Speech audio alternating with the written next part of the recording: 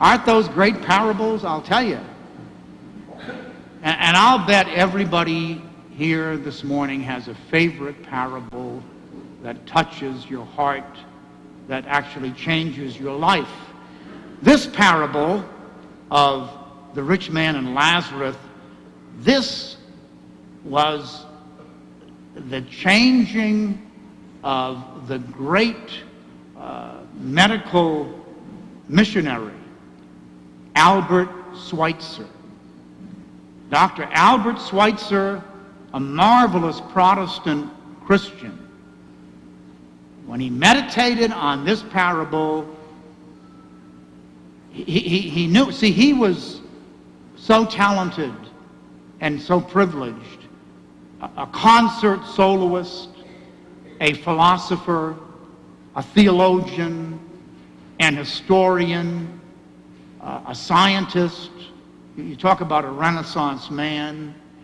And he said, it just isn't right. It just isn't right for me to be so blessed when there are so many other people in the world like Lazarus at my door. And so what he did was, when he decided that he would, from his 21st birthday until he was 30, he would enjoy music and science and art. But when he was 30, he dropped letters in the mail to his parents and close friends and relatives and said, I'm going to medical school. I'm going to become a medical doctor, and then I am going to go to Africa. I'm going to go out into the remotest area where they have no medical help at all. And I'm going to spend the rest of my life as a medical missionary, as this great Christian. And so his family and friends said, look, Albert, you could be so much more effective if you just went around on a lecture circuit raising funds for the African missions. Don't be foolish. Don't be foolish. Don't give up your life to become a missionary in Africa. No. And he an extraordinary man. You talk about respect life. You check how Dr. Albert Schweitzer, I don't think he would even kill a fly. He had so much respect for human life and so much respect for God's creation, all the animals in the creation, so much respect for nature. Absolutely extraordinary man. And in 1952, he was awarded the Nobel Peace Prize. All because of this parable. All because of this parable. And he died in 1965. He was 90 years old. So he had spent most of his life as a doctor living out this parable. Absolutely extraordinary.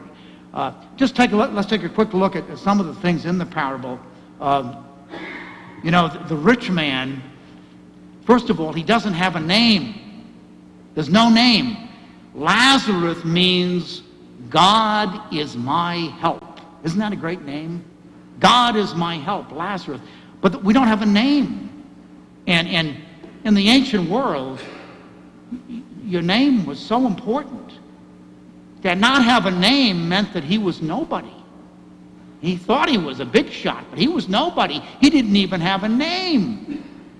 And he's dressed in purple and linen. Now, here's a good example how symbols change. In the ancient world, the purple dye was the most expensive. So only the wealthy could wear purple. And now for us, purple has become a symbol of fasting and penance for the season of Lent. See how the symbols change? But at that time, it meant that if he could wear purple, he was doing all right. And he dined sumptuously. You can just taste it sumptuously every day. And right at his door, you've got Lazarus covered with sores. The dogs come and lick the sores. I mean, the way Jesus described, just marvelous. Marvelous. And when Lazarus dies, for a Jew now to be resting in the bosom of Abraham, what could be better than to be with Father Abraham, resting on his bosom, Father Abraham? Marvelous image of heaven. And then the rich man dies and is buried, and now he's in Hades. He still doesn't get it. Even when he's in Hades, he's still giving orders. Who is he giving orders to? Father Abraham. Hey, you, Father Abraham, you tell Lazarus to come and dip his finger in water and quench my thirst. He's still thinks he's calling the shots. And then we see that there's this great divide, this great abyss between Abraham and Lazarus and the fellow in Hades. Now, here's the point. Biblically, to be blind, you can be physically blind, and Jesus cured many who were physically blind, but biblically to be blind means that we do not see with the eyes of Christ. We do not see with the eyes of God. And so here this man, every day he saw Lazarus with his 20/20 vision, but he did not see Christ present in Lazarus. He did not see salvation present in Lazarus. He did not see Lazarus as a human being, as his brother. So what he failed to do? He failed to see Christ in Lazarus. He failed to see him as his brother. He failed to share. He had an abundance of food, more than enough. He just lived a totally self-centered life. And by the way, that is hell. For the rich man, hell began on earth. A totally selfish, a totally self-centered life. He was living in hell, and he did not have the eyes of faith. He didn't have. It's so important that we see with the eyes of Christ. Now, Jesus tells us that whenever you do it for one of my brothers, you do it for me. He's so clear about that.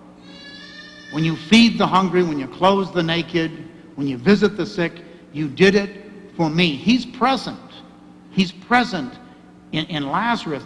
So we can say that people in need, and Mother Teresa, Saint Mother Teresa now, she's the one that said this. She said, talking about poverty, the biggest disease in the world, she said, is not cancer. The biggest disease all over the world are people who are lonely and people who feel unloved and uncared for. Lonely, unloved, and uncared for. That's the biggest disease. That's the biggest disease, especially among affluent people. That's the biggest disease. She really was so strong on that. So there are many opportunities for us to reach out and see Christ in our brothers and sisters, whatever their situation is, whatever their need is. So we could say, when we help someone else, they need us. Okay, they need us. But we need them far more. Do you understand that? We need them far more to keep us close to Christ, to keep us close to God, so that we don't ever become selfish and self-centered. We need them for our salvation. And salvation begins right now. Hell begins right now for the rich man. Salvation begins right now. You're a Catholic? When I was first ordained a priest, we constantly have these collections for the missions, for the food pantry, for Haiti, for Father John in Africa. We're constantly giving away and caring and sharing. When I was first ordained, I think, John, isn't that too much? No, it isn't, folks. If you're going to be a Catholic, that's part of our way of life. We do it all the time. We constantly share and care and give away. That's what it's all about. That's what it's all about. I think it's just, I keep complimenting you on that. That's the gospel. The gospel is to care and share as much as we possibly can. We've got 12 couples who are getting married this summer. And I have a new line for the engaged couples.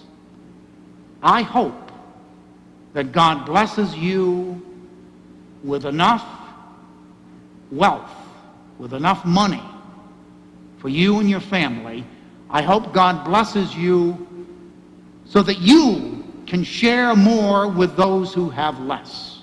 What do you think of that? Isn't that a great advice to give a young couple?